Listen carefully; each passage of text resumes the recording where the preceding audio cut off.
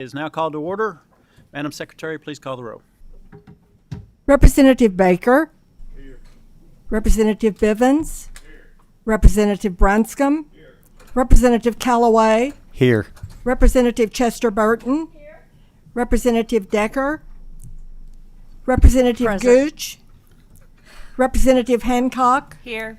Representative Imes. Present. Representative Cook. Here. Representative Lewis. Here. Representative Lockett. Present. Sure. Representative Marzian. Here. Representative Roberts. Here. Vice Chair Hodgson. Here. Chair Johnson. Here. We do have a majority. We do have a majority, and we can conduct business.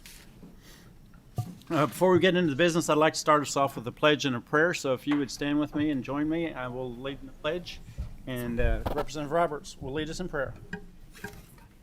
Please join me. I pledge allegiance to the flag of the United States of America and to the republic for which it stands, one nation, under God, indivisible, with liberty and justice for all. Please bow your heads. Our Father in heaven, we thank you for the blessings you have bestowed upon us. We thank you for the opportunity to guide the Commonwealth. And we ask that you give your protective hand over the people of Kentucky.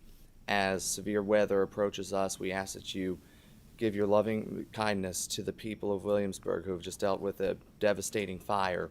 We praise you, we worship you, we ask for your wisdom as we conduct business in your name.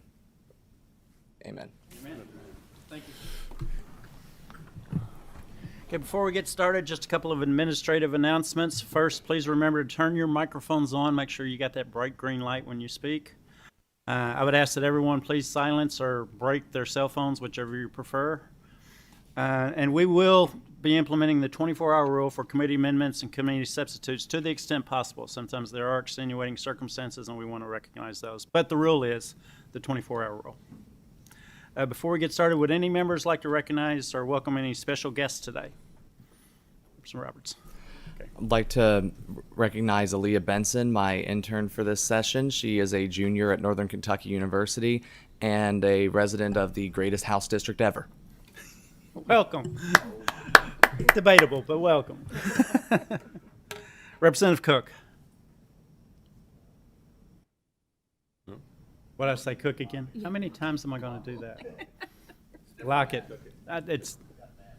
It's a personal following. You got the Matt failing on right. my That's part. okay. Yeah, totally Go for fine. it, Matt. I actually have a dissenting opinion from the representative that spoke before on the greatest House district, but we won't go into that. I would like to introduce a guest. My intern sitting in the back, Mr. Trevor Seebeck, is from the University of Kentucky. And so I'd just like to say, go Cats. And Representative, for the record, I now have on my bucket list a desire to actually call you by your right name in committee one of these days, maybe someday. Thank you. Who else do we have? Representative Decker. Thank you. I would like to introduce my two interns. Yes, I have two. I need two. Amen. And I am both, I bleed blue, but I also love U of L when they're not playing Kentucky. So I have Gina Ellsworth from U of L and Kennedy Calitri from UK. So if you all will welcome them. Thank you. Anyone else? And I will take a moment as well to recognize my intern for this session, Roger Phelps. Roger, if you would stand, please.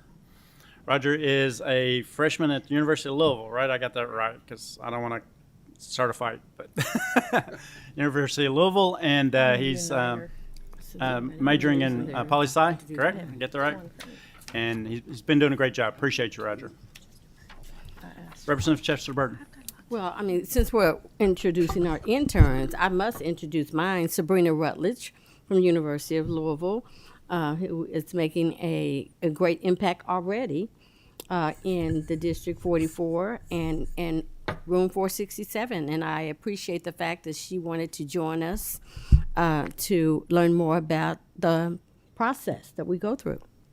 Thank you for being here. Welcome. Anyone else? All right, we'll move on to the agenda today. The first and only item on the agenda is House Resolution 7, sponsored by Representative Hodgson.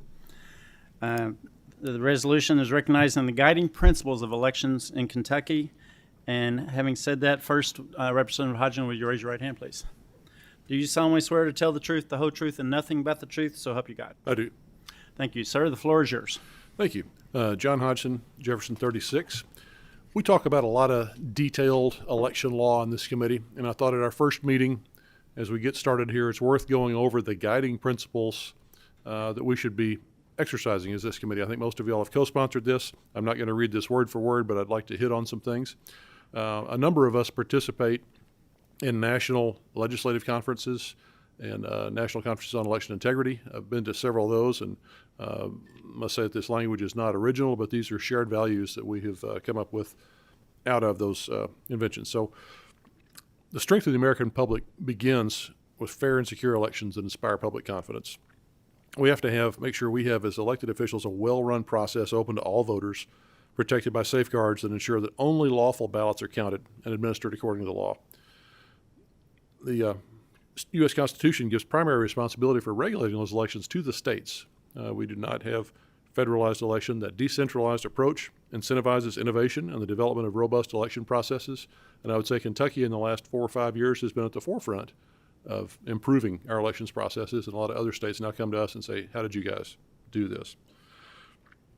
When states adopt laws that strengthen the integrity of elections, the public is more likely to participate, help ensure representative government. So the principles we want to look at, first of all, security and accessibility. We want the average citizen to have an easy time voting, but we should never let convenience overrule the expense of security. Convenience should not come at the expense of security. States have to establish core safeguards to protect election integrity. Next principle is it should be representative. The purpose of election law is to ensure a fair and orderly system that holds government accountable to the citizenry. And policymakers should ensure that only citizens are allowed to vote in federal, state, and local elections. And of course, we passed a constitutional amendment to verify that last year. Third principle, stability and uniformity. Election laws should be applied evenly throughout the state and provide certainty to voters that election officials alike. Changes to the voting procedures during an election should be avoided. Fourth, reliability and accuracy. Election law should be designed to deliver prompt and accurate results. The ultimate objective of elections is to accurately reflect the votes cast by the voters in an election, and our election laws need to be constructed that way. And I would point out that here in Kentucky, other states don't know how we do it, but we count all of our votes before we go to bed at night. Precinct results are tabulated, taped to the precinct door, and those can be viewed with the eye, and that record is preserved. And all of our elections in the last several years, we've got the results before we go to bed at night. So I think that's a feather in our cap here for this committee. Fifth, transparency. Election administration should never be hidden from the public. Every stage of the voting process, from registration through tabulation, should be visible to the public. And we've taken pains to make sure that that is possible with public witnesses, with cameras, things of that nature. Next, accountability. Elections should always be administered according to the laws crafted by elected legislators, and those laws should be fully enforced. We can pass all the laws we want, but if we don't have dedicated poll workers keeping an eye on each other, we won't have accountability. Next principle is federalism. Policymakers should protect America's decentralized election system and primary role that the states play regarding regulating and conducting elections. And there frequently are calls to nationalize all aspects of elections. I think that's a mistake. Our founders thought that was a mistake. It is our primary responsibility as legislators to regulate our elections here in the state of Kentucky. And if we can adopt these guiding principles in everything that we do, I think we're going to find that the public is more likely to trust an election that's transparent and that's administered according to law, particularly when those laws are designed to ensure a fair process rather than influence the eventual results. Kentucky's election law should continue to mirror these guiding principles and ensure the highest level of integrity, and to do everything we can to deter bad actors from abusing the voting process while sending a powerful message to the public that the foundation of our Republican form of self-government is secure. So with that, Mr. Chairman, I would ask for consensus passage of this resolution. Thank you, Representative. Is there any discussion? We have a motion and a second, and we also have a request for comment or question. Representative Marzian? Thank you, Mr. Chairman. I really like this resolution. And are we already doing most of this in Kentucky anyway? We are. We are definitely pointing in this direction. Thank Yeah. you. The only, is our Secretary of State, Michael Adams, okay with this? From my conversations over the last 4 years, I would say so, yes. Because I think he's done a fantastic job. He and I jointly participated in elections conferences, and so I think we're of similar On the same thoughts. page. Yep. The only thing I could add, and it's not in the resolution, is the poll workers are so important and their pay is so low. And I'm wondering if there's anything we could do about that. Probably not in this resolution. Or you could amend it and add an increase in pay because we really, they're all getting older. It's usually elderly people and they have to stay there all day long. So that's just a comment. And if there's any way we could raise their pay and make it a little bit easier for them. But I appreciate you and Secretary Adams. Thank you. Thank you. Just a comment from the chair. Be ready when we get into the nuts and bolts of the session. As we start hearing bills, there will be at least one or two elections bills where we're looking to improve the process. And at that time, we will have that conversation again, I'm sure. So, anyone else? Representative Decker. Thank you for this resolution, and thank you for all the work you've done to ensure our elections are both fair, free, and secure, especially your work in the audit area. Thank you. I think you have helped all of this be more true in Kentucky. Thank you. Thank you very much. Thank you, Representative Hancock. Can I ask a question? Absolutely. Appreciate it. We take great pride in our election integrity here in Kentucky, and it's proven because it's known nationwide. So I definitely want to appreciate the resolution. My concern a little bit is with the transparency portion of making sure that we protect voter registration data. Can you talk a little bit about how that would affect the data that we need to protect for citizens as a constitutional right? So the idea of transparency is that the process is transparent. And of course, our paper ballots are not identified in any way by the person that cast those ballots. When you come in with your ID, the person that checks you in knows who you are and has to verify that. That's the sworn election worker. But that data is not shared widely with the public. You can go look on the Board of Elections website, and you can see every address listed in Kentucky and how many registered voters are there, but you can't see their names or any other personally identifying information. So we do take pains to, especially election officials, elected officials, guard their address because people may have nefarious intent. Right. So we want to be completely transparent with the process, with open records, with cameras on the process, with sworn election officials, but we don't want to compromise anybody's personal privacy and how they voted. The record that you did vote is a matter of public record, but how you voted is completely secure. Representative Chester Burton. Thank you. I really appreciate the fact, the part about the security piece that's in here, because we know that sometimes the political climate can be very heated. And so for me, can you just share with us on what you think that will look like moving forward as we address security in elections? Okay, well, in terms of security at the polling place, every poll has to have 4 poll workers, 2 from each party, and you're not supposed to do anything by yourself. You should have people from opposite parties. Anytime you're handling election equipment, anytime you're handling ballots, don't do anything by yourself, don't do anything in secret. So that's a cornerstone of what we do in several thousand precincts in Kentucky.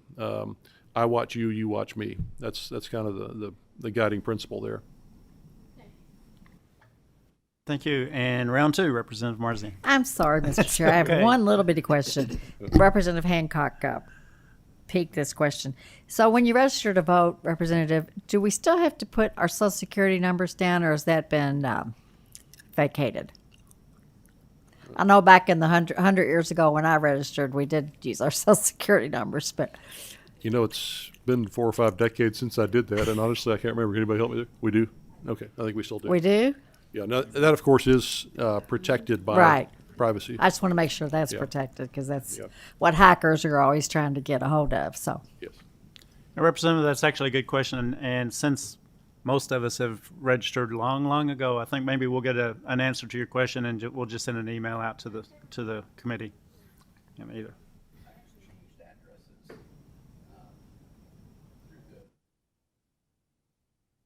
Still had to give the social security number. Well, it's worth looking into. So we'll follow up with the committee on that.